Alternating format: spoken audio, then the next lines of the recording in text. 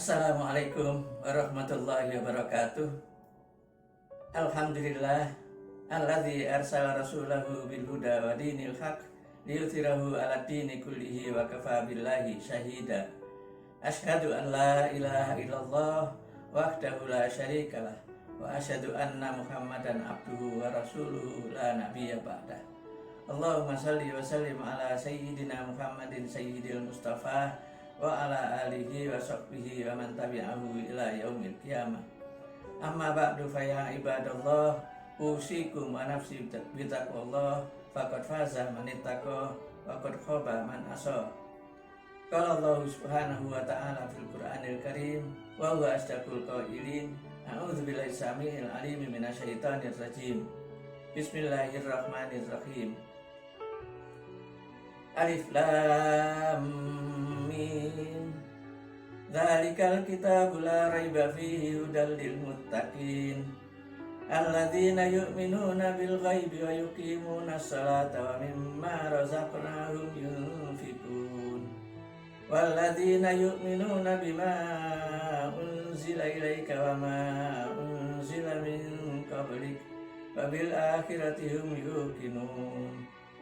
Ulaika ala hudam min rabbihim wa ulaika humul muflihun. Wa qala aidan fi ayatil ukhra,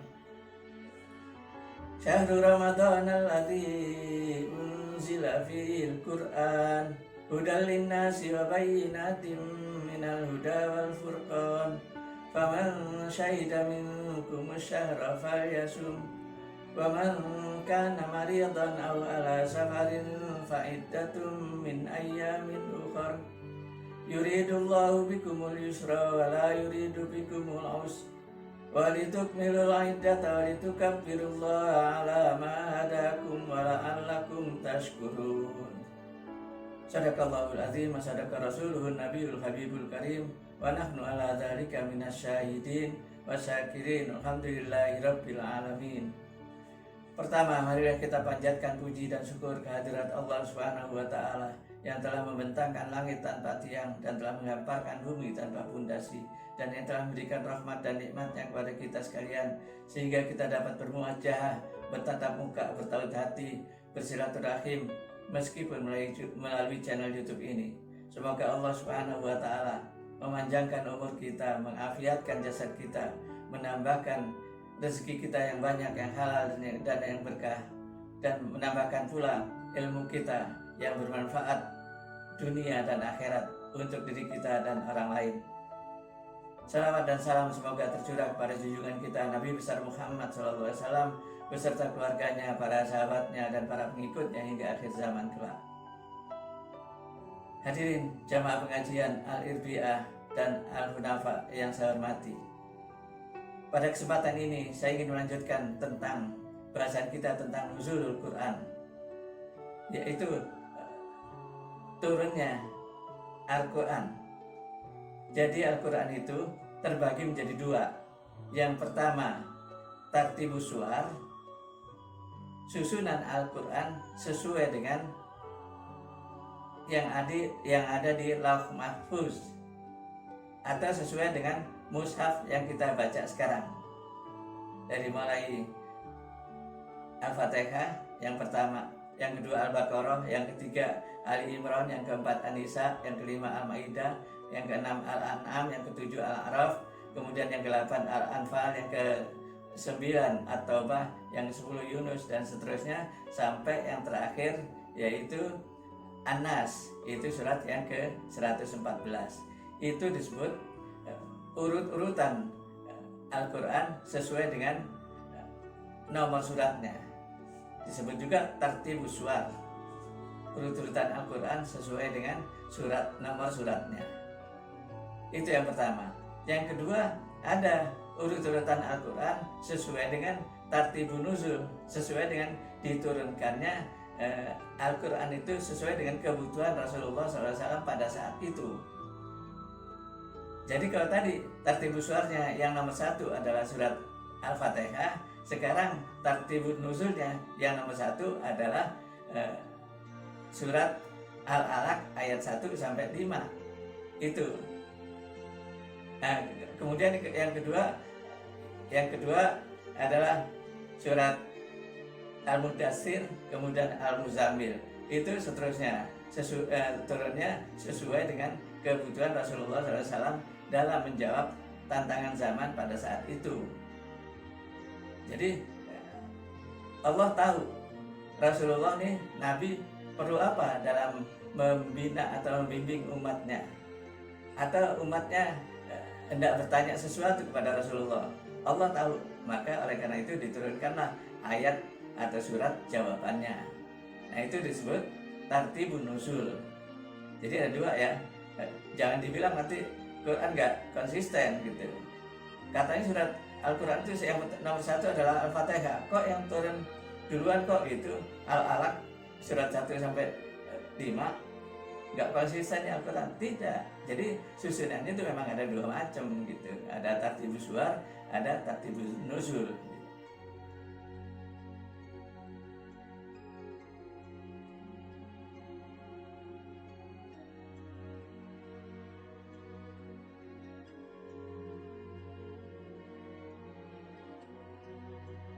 Ini jamaah pengajian Al-Ibriyah dan Al-Hunafa yang saya hormati.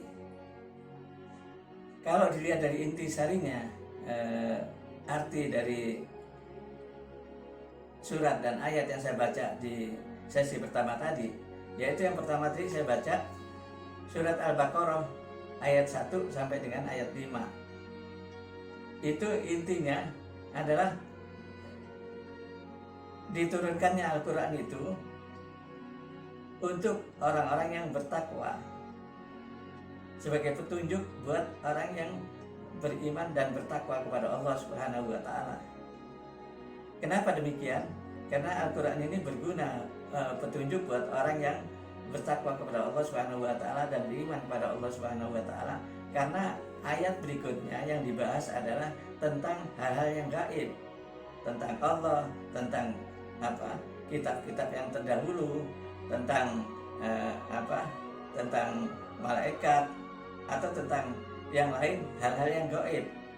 Nah, itu hal-hal yang gaib itu tidak bisa kita lihat dengan mata kepala, tidak bisa kita buktikan secara nyata barang-barang hal-hal yang gaib itu, tapi harus kita percayai dan yakini saja gitu. Nah, makanya di surat 2 ayat 1 sampai dengan 5 itu kita wajib percaya dengan kitab-kitab sebelum diturunkannya Al-Quran. Jadi seperti Taurat, Zabur, Injil, itu kita wajib mempercayainya dengan Al-Quran yang diturunkan kepada nabi-nabi sebelum Nabi Muhammad SAW. Itu kita wajib mempercayainya dan meyakininya. Kalau kita tidak beriman kepada kitab-kitab sebelum Al-Quran, maka berarti kita tidak beriman kepada Al-Quran. Jadi itu bagian integral kepercayaan kita kepada Al-Quran.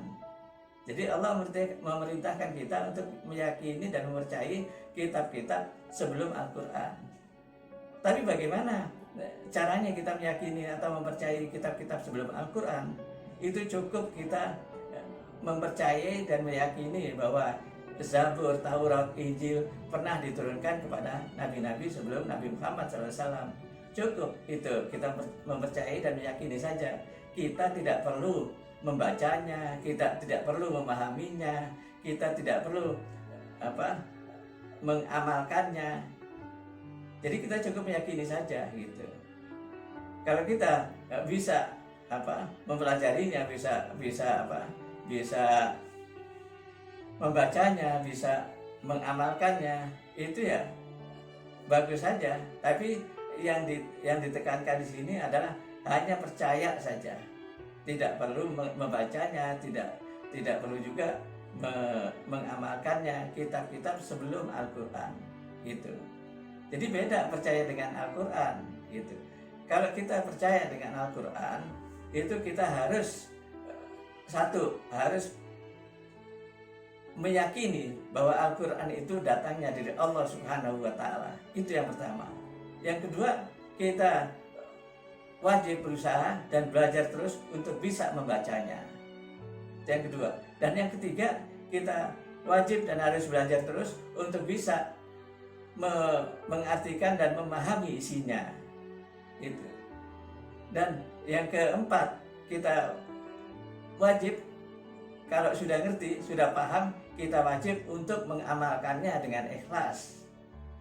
Itu. Jadi paling tidak cara beriman kepada Al-Quran itu ada 4, ya. Meyakini bahwa Al-Quran itu datangnya dari Allah Subhanahu wa Ta'ala. Yang kedua, membacanya dengan baik dan benar. Yang ketiga, memahami isinya dengan baik dan benar. Yang keempat, mengamalkannya dengan ikhlas. Itu.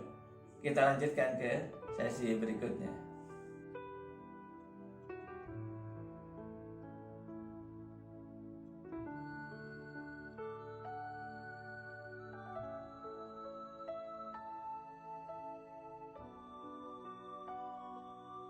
Hadirin jamaah pengajian Al-Irdi dan Al-Hunafa yang saya hormati.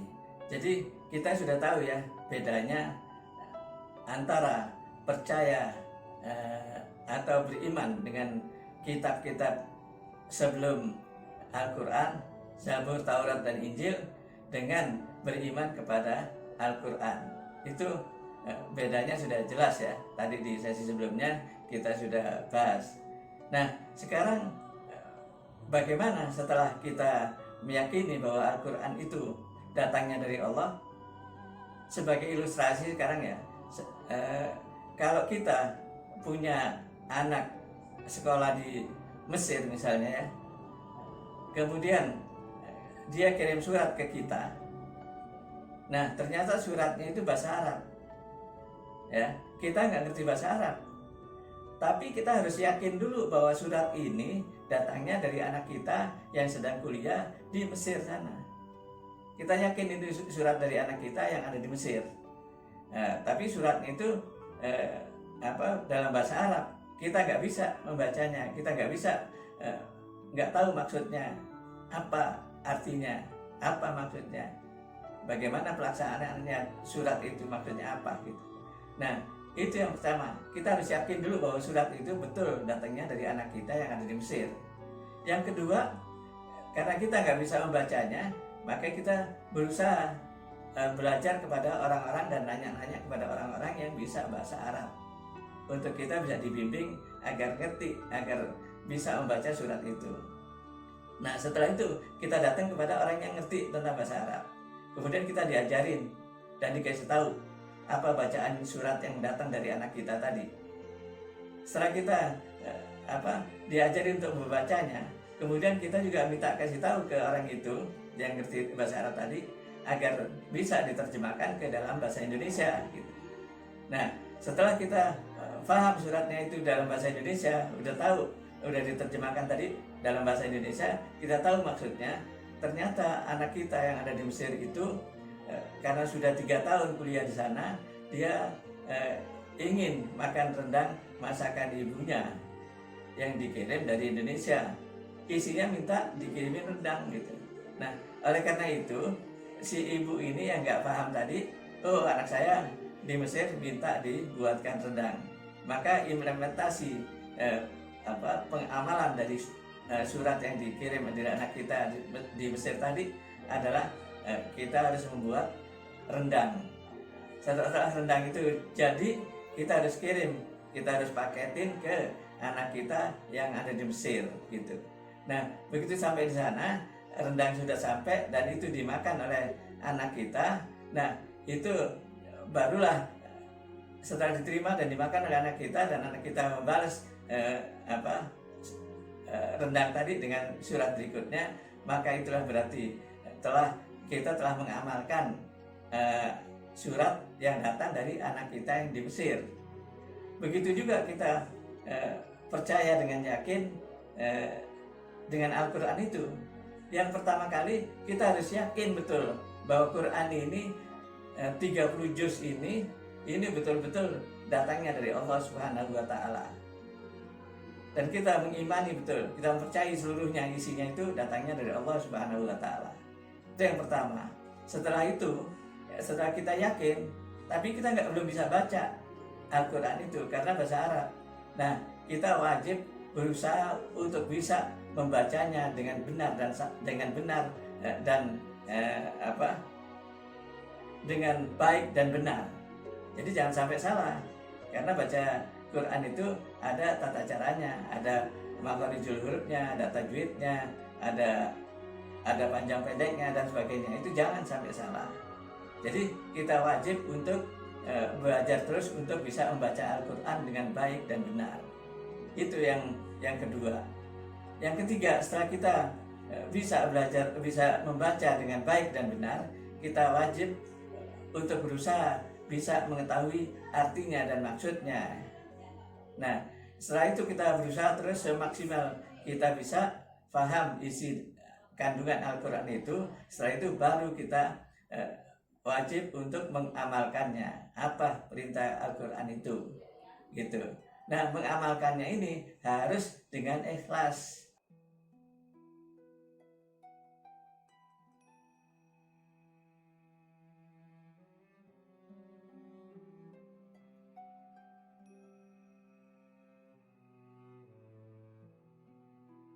Hadirin jamaah pengajian Al-Irbi'ah dan Al-Hunafa yang saya hormati. Jadi begitulah kita beriman kepada Al-Quran itu caranya, seperti yang saya ungkapkan sebelum tadi. Nah, oleh karena itu tuntutan terakhir adalah kita wajib mengamalkan isi Al-Quran setelah kita paham. Jadi tidak ada gunanya surat tadi datang dari anak kita yang ada di Mesir sampai ke kita yang ada di Jakarta. Kalau kita tidak amalkan isi surat tadi, anak kita kan minta rendang. Kalau kita nggak buatin, surat tadi tidak ada manfaatnya buat anak kita. Dan kita juga dianggap tidak paham dengan maunya anak kita yang ada di Mesir. Jadi oleh karena itu tuntutan kita setelah kita membaca Al-Quran, setelah kita memahami isi Al-Quran, setelah kita bisa membaca, memahami dan mengetahui kandungannya, kemudian kita wajib mengamalkannya. Setelah kita mengamalkannya, itu harus ikhlas. Tapi ikhlas ini ringan diucapkan di lidah, tapi sangat berat untuk kita laksanakan. Karena apa? Ikhlas ini menuntut waktu yang tak terhingga juga gitu. Misalnya kita sekarang sedekah, Al-Quran memerintahkan kita antara lain adalah untuk sedekah. Nah, kita sekarang sedekah ke masjid yang dekat rumah kita misalnya yang sedang dibangun. Nah, ternyata waktu diumumkan ketika di Jumat, padahal kita infaknya hari Senin misalnya. Nah, ketika hari Jumat diumumkan siapa-siapa orang yang berinfak ke masjid yang sedang direnovasi ini. Nah, ternyata nama kita yang kita sudah infak cukup besar, nama kita tidak disebutkan gitu. Nama kita tidak disebutkan. Dalam hati kita, wah, orang ini tidak menghargai saya gitu. Saya sudah infak besar tapi tidak disebutkan gitu. Ya udah, lain kali saya kalau mau infak harus mikir-mikir dulu. Nah, itu berarti keikhlasan kita belum mencapai puncaknya, karena kita masih mengharapkan disebut orang, masih mengharapkan dipuji orang karena infak kita tersebut gitu. Jadi kita ikhlas itu tidak ketika waktu ngasih saja, tapi sampai selamanya kita harus tidak usah disebut-sebut kalau kita sudah berinfak. Kalaupun disebut memang ikhlas itu domainnya hati. Kalaupun disebut itu tidak mempengaruhi kita riya atau tidak gitu. Kita ingin dipuji atau tidak, mau disebut atau tidak, kita tetap aja berinfak gitu. Jadi itu ikhlas itu harus kita pelihara terus gitu. Jangan sampai ada terbit di dalam hati kita riya gitu. Karena riya itu bisa menghapuskan amal yang kita lakukan. Saya kira sampai di sini dulu pengajian kita pada saat ini. Insya Allah kita lanjutkan pada kesempatan berikutnya. Yang benar itu datangnya dari Allah Subhanahu wa Ta'ala, yang salah itu datangnya dari saya pribadi. Terima kasih atas perhatiannya. Mohon maaf atas segala kekurangannya. Wallahu muwaffiq ila aqwamit thoriq. Assalamualaikum warahmatullahi wabarakatuh.